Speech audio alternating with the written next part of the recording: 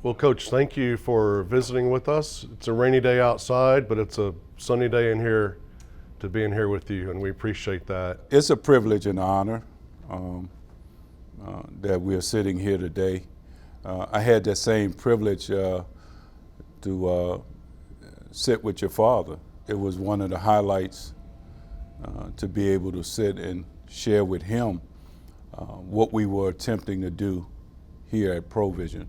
When I think about it, and I don't want to sound metaphysical, but Provision was birthed in me when I was 11. That's when I go back and I look all the way back, I was affected when I was 11. You know, I was born into this world with baby boy Joyce and Roynell Young. The second birth occurred when I realized who I was and what I was put here to do.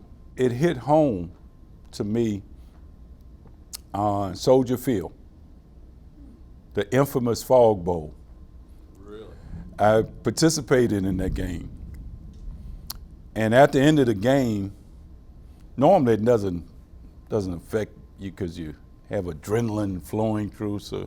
But that particular game, the elements affected me. I said, man, it's cold and wet out here.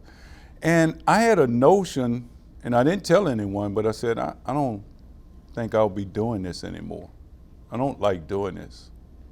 I kept that thought to myself, and shortly after that, I received a call from Coach Buddy Ryan, and he used to call me Old Pro. He said, Old Pro, say the wise men upstairs are going with the youth movement. So, you know, it's been a blast, but, you know, I think our journey ends here.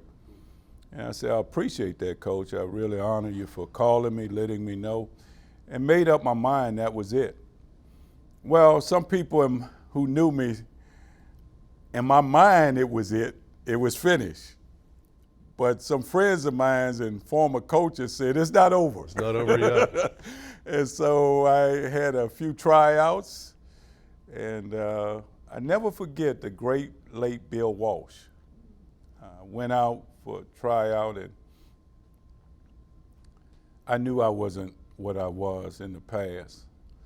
And I was doing one-on-ones, and I remember Jerry Rice standing in the back. He wouldn't get in line. He wanted to see if I was still the same, and I was dragging my leg. And I never forget after that tryout, the great Bill Walsh said, Roynell, I really admired watching you, and you had.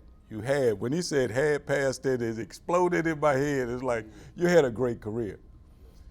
And that stuck with me. And came back to Houston, started a life, became an insurance broker.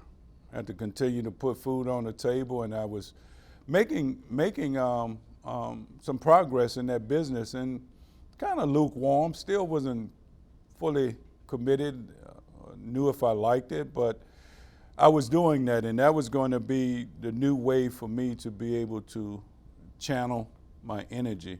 Along the way, met this gentleman who became the co-founder of Provision, Mike Anderson. He was a salesman, I was a salesman. We tried to sell each other, and we didn't. Really?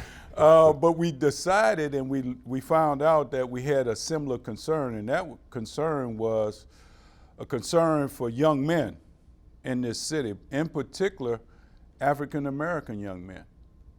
Some of the things we saw troubled us.